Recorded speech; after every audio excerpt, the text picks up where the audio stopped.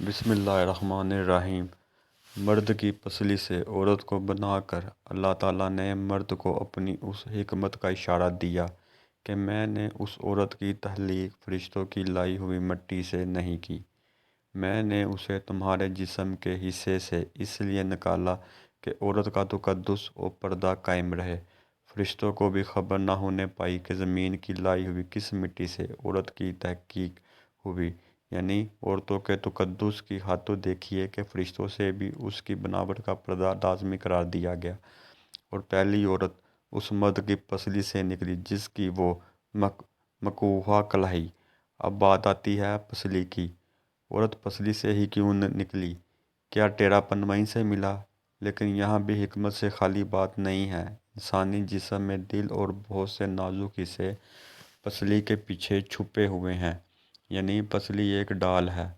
ان نازک حصوں کے لیے تو اللہ پاک نے عورت کو پسلی سے نکال کر یہ نہیں بتایا کہ عورت میں ٹیڑھا پن ہے، بلکہ اس عورت کو پسلی کی تخلیق کر کے یہ بات سمجھا دی کہ عورت وقت پڑنے پر ڈال بھی بن سکتی ہے۔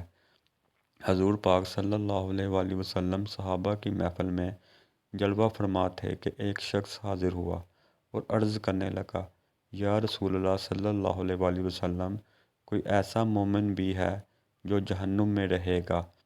حضور پاک صلی اللہ علیہ وآلہ وسلم فرمانے لگے، ہاں، ایک شخص ایسا ہوگا جو جہنم کی گہرائی میں 1000 سال رہے گا۔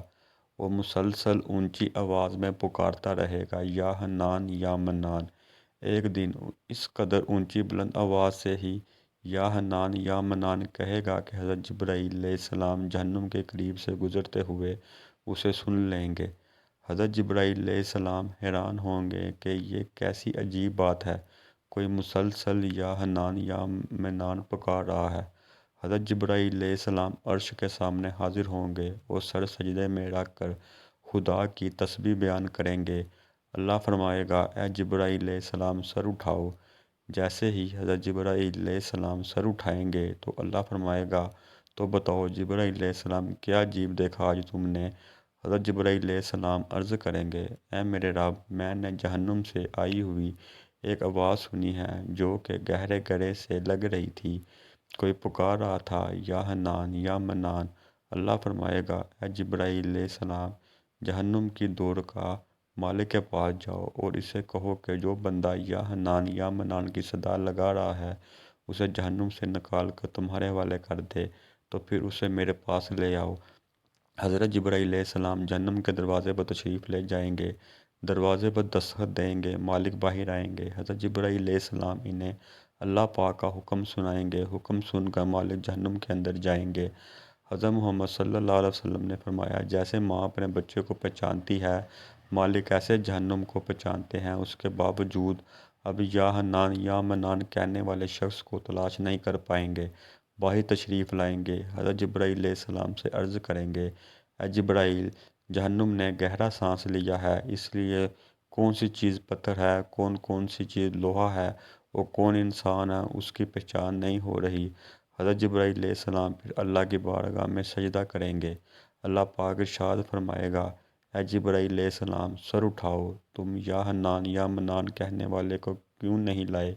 جبرائیل علیہ السلام عرض کریں گے، مولا، 2 رکعت جہنم مالک نے بھی معذرت کر لی ہے، کہتے ہیں جہنم نے گہری سانس لی ہے، اس وجہ سے پتھر، لوہے اور انسان کے درمیان کوئی فرق نہیں بچا ہے، تو یہ سب جل کر کوئلہ بن چکے ہیں، کسی چیز کی پہچان نہیں ہو پا رہی۔ اللہ فرمائے گا، جبرائیل، مالک سے کہو میرا بندہ جہنم کے فلاں گڑھے میں فلاں کونے میں اس حالت میں پڑا ہوا ہے۔ حضرت جبرائیل علیہ السلام جہنم کے دروازے پر جائیں گے اور حضرت مالک کو یا حنان یا منان پکارنے والے کا پتہ بتائیں گے۔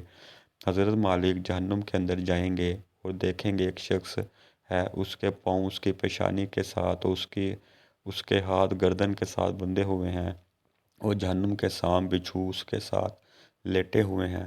حضرت مالک اس کی زنجیریں توڑ دیں گے اور جہنم سے نکال کر حضرت جبرائیل علیہ السلام کے حوالے کر دیں گے۔ حضرت جبرائیل علیہ السلام اسے عرش الہی کے سامنے لے کر حاضر ہوں گے، سر سجدے میں رکھیں گے۔ اللہ پاک فرمائے گا، جبرائیل علیہ السلام، سر اٹھاؤ۔ جبرائیل علیہ السلام سر اٹھائیں گے۔ اب اللہ پاک اس بندے سے فرمائے گا، اے بندے، کیا میں نے تیری بہترین تخلیق نہیں کی تھی؟ کیا میں نے تیری طرف رسول نہیں بھیجے تھے؟